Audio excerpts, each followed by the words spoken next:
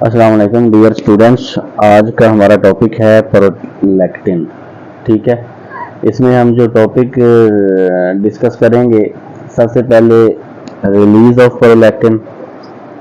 Number 2 पे अगर prolactin की हाई हो जाए कंसंट्रेशन तो फिर उसके क्या असरात होंगे, मेल पे क्या असरात होंगे, फीमेल पे क्या असरात होंगे, इसकी डिजीज़ कौन सी हो सकती है, और इसके अलावा जो है इसकी इन्वेस्टिगेशन, इसकी ट्रीटमेंट आज के जो लेक्चर है इसमें हम डिस्कस करेंगे। तो लेट्स स्टार्ट। प्रोलैक्टिन जो है हार्मोन है, इसको हैप्पी हार्मोन भी बोलते हैं। ठीक है, first of all act is for the release of prolactin. ठीक है, प्रोलैक्टिन की जो रिलीज है उसको हाइपोथैलेमस कंट्रोल करता है। ठीक है, हाइपोथैलेमस एक हार्मोन को रिलीज करता है, TRH, थायरोट्रोफिन रिलीजिंग हार्मोन को। ठीक है, और थायरोट्रोफिन रिलीजिंग हार्मोन को जो न्यूक्लियस कंट्रोल करता है उसका नाम है पैरावेंट्रिकुलर न्यूक्लियस। ठीक है, पैरावेंट्रिकुलर न्यूक्लियस से TRH रिलीज होता है और ये लैक्टोट्रोफ्स को स्टिमुलेट करता है और प्रोलैक्टिन जो है वो ज़्यादा बनता है।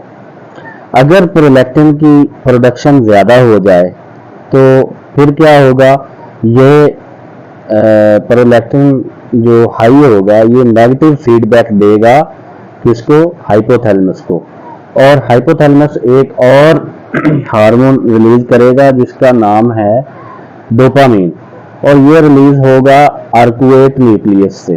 ठीक है, आर्कुएट न्यूक्लियस से जब डोपामीन रिलीज होगा तो ये D2 रिसेप्टर जो लैक्टोट्रोफ्स के होते हैं उनको स्टिमुलेट करेगा और वो लैक्टोट्रोफ को इनहिबिट कर देंगे और प्रोलैक्टिन की जो प्रोडक्शन है वो कम हो जाएगी। तो ये इसी तरह जो इसकी रिलीज का सिलसिला है वो चलता रहता है। ठीक है, नेगेटिव फीडबैक के ज़रिए इसकी प्रोडक्शन कम की जाती है, और जब जो इसकी प्रोडक्शन ज़्यादा हो जाए तो ये हाइपोथैलेमस जो है उसकी प्रोडक्शन को इनहिबिट करता है और ये निज़ाम इसी तरह चलता रहता है। इसके अलावा जब प्रोलैक्टिन की प्रोडक्शन ज़्यादा होती है तो ये साथ GnRH गोनेडोट्रोपिन रिलीजिंग हार्मोन को भी इनहिबिट कर देता है, उसकी प्रोडक्शन रोक देता है, जिसकी वजह से क्या होगा, FSH जो है वो कम हो जाएगा, डिक्रीज हो जाएगा, which cause no follicular development in female, no estrogen which cause osteoporosis, dry vagina, anovulation, infertility in female, decreased testosterone which cause decreased libido, decreased desire for sex। ठीक है,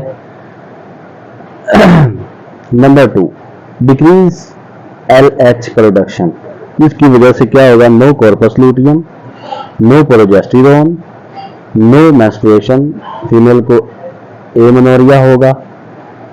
ठीक है,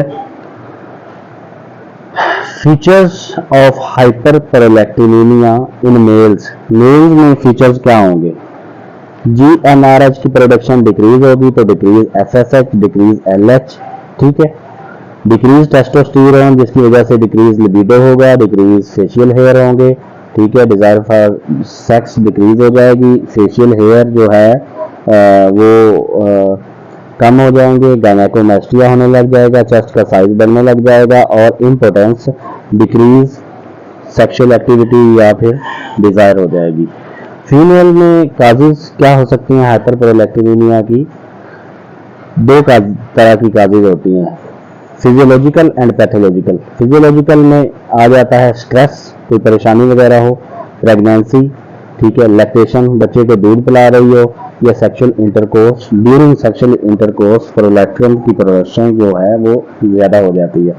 पैथोलॉजिकल में नंबर 1 पे hypothyroidism, thyroid का problem हो। Drugs में मीटोक्लोप्रामाइड, antiemetic या फिर हेलोपेरिडोल, ठीक है, एंटीसाइकोटिक ड्रग, या फिर पिट्यूटरी ग्लैंड की जो है ट्यूमर हो जाए, प्रोलैक्टिनोमा, ठीक है। याद रखिए prolactinoma is most common pituitary gland abnormality and present in earlier in females with menstrual irregularities which cause an ovulation and amenorrhea, and late present in male which cause impotence, ठीक है। Investigation की बात करें तो सबसे पहले हम TSH level check करेंगे, प्रोलैक्टिन लेवल चेक करेंगे। नॉर्मल 390 मिली यूनिट होता है, 1000 से 5000 मिली यूनिट हो जाए तो एनी काज हो सकती है, 5000 से ज़्यादा हो या फिर 100,000 तक भी हो तो इससे हम मैक्रो प्रोलैक्टिनोमा बोलते हैं, ठीक है। हाइपर प्रोलैक्टिनेमिया की ट्रीटमेंट की बात करें जो कि प्रोलैक्टिनोमा की वजह से हो, तो उसमें फर्स्ट लाइन ट्रीटमेंट जो है D2 एगोनिस्ट ड्रग देंगे, प्रोमोक्रिप्टिन, कैबरगोलिन वगैरह। सेकंड लाइन सर्जरी और थर्ड लाइन रेडियोथेरेपी जो कि पोस्ट ऑपरेटिव होती है। तो ये कुछ पॉइंट्स थे प्रोलैक्टिन हार्मोन के बारे में जो कि आपसे किसी भी एग्ज़ाम में पूछे जा सकते हैं, ठीक है। ये चीज़ें आपने मेमोराइज करनी है, जिसमें axis for the release of prolactin, ठीक है। प्रोलैक्टिन की हाई प्रोडक्शन हो जाए तो उसके क्या असरात होते हैं, ठीक है। Hyper prolactinemia in male, hyper prolactinemia in female, ठीक है। इन्वेस्टिगेशन और प्रोलैक्टिनोमा की ट्रीटमेंट, ठीक है। ये पॉइंट्स आपने अच्छे तरह से प्रिपेयर करने हैं और आई होप सो कि कोई भी प्रोलैक्टिन हार्मोन से MCQ आएगा तो वो आपका कवर हो जाएगा। शुक्रिया।